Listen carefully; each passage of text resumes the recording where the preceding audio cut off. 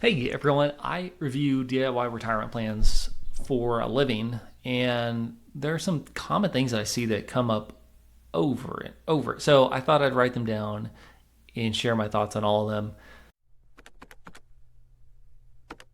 So, in no particular order, here are my top things that I'm seeing as an hourly financial planner that you should, look out for if you are DIYing your own retirement plan.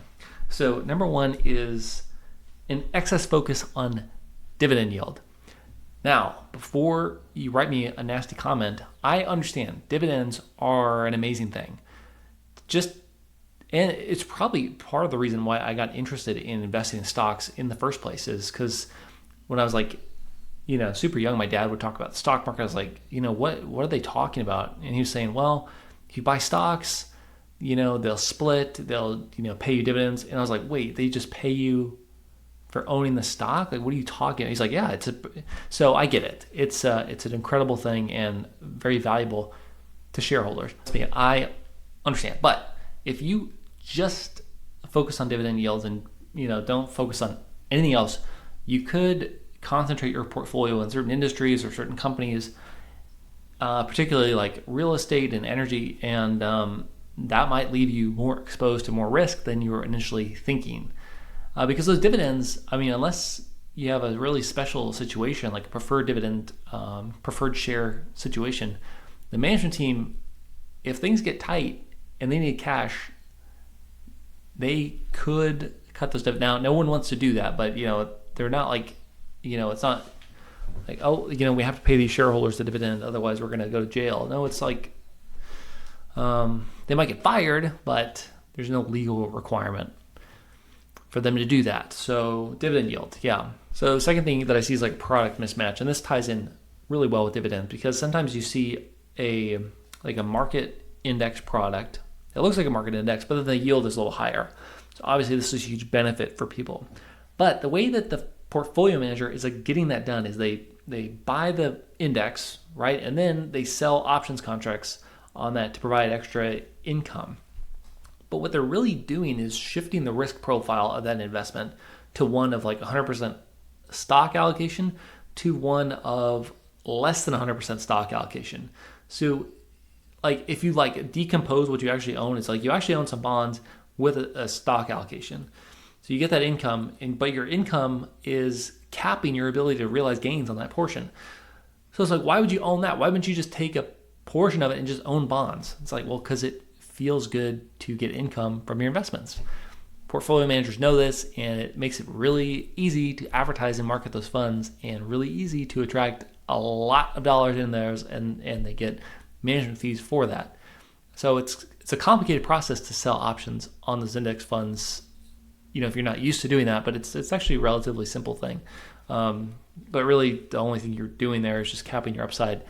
You could have done that by just buying some bonds yourself, buying a bond fund yourself. The other big thing is these levered products. So if you do have like a 2x or 3x on a certain market index, or they even do it on certain stocks, so you're not going to get a true 2x or 3x, maybe on like a daily basis, but if you stretch it to months or quarters or years, then you're almost certainly guaranteed to lose on that. 3 involves using individual stocks to build your investment portfolio. Now, people do this and they're very effective at it, but for a lot of people, it makes your life really difficult, especially if you have a diversified equity strategy.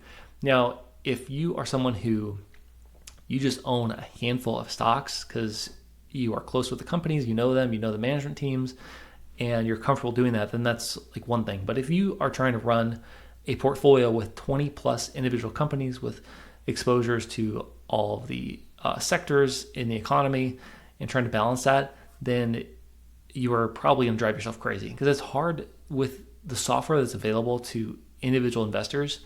Like on like professional software, we can like see how all the equities fits into each one of those verticals, and it's very easy to make tweaks to the portfolio and manage it. But if you're just like on your Schwab app trying to do that, unless you have a very sophisticated spreadsheet that you've built, good luck. That's very hard, and it opens you up to like this other part that shouldn't come into play with a portfolio like that. But it's like, hey, do I think this XYZ stock is going to do better than this XYZ stock. It's like you're getting so granular at that point, and your positions are so small that it's not going to make that much of a difference anyway. It's like your overall exposure to equities is important, but the individual companies are not that important, and it's like adding another layer of decisions that could just trip you up.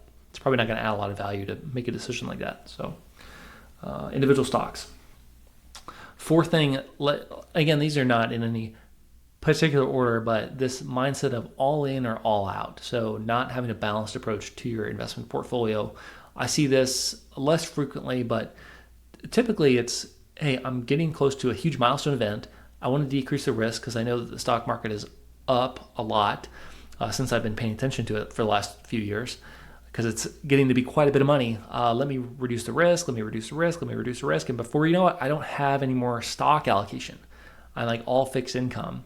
And it's fine, but long-term you open yourself up to a lot of risk, like inflation risk. Like what if inflation heats back up again, then we're going to be out of luck. So that's all out, all in. You get overexcited about stock. Sometimes it can be one stock. People generally are pretty nervous about holding too much of one stock, but just 100% equities, to see that probably less frequently than a 0% or near 0% allocation to equities.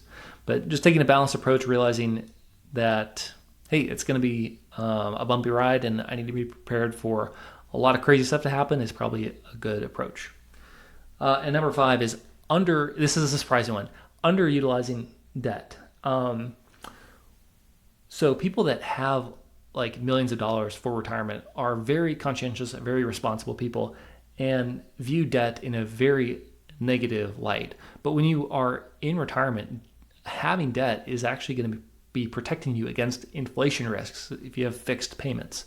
If you have like a floating rate obligation, then it doesn't do you any good. But if you have a mortgage or, particularly on your primary residence, but even rental properties, that can be huge. I mean, we saw that, rates are high now relative to what they were a few years ago, but if you were able to lock in a 3, 4, or even a 5% rate with inflation the way it is right now, it's a pretty good situation to be in, and it protects you in case we see inflation like we did in the 1970s, where we had like a stagflation type of situation, because you still own the asset, right? So don't roast me too much for my comments about debt. I just think generally it's something that people rule out without even really considering the protections it could add from an inflation standpoint.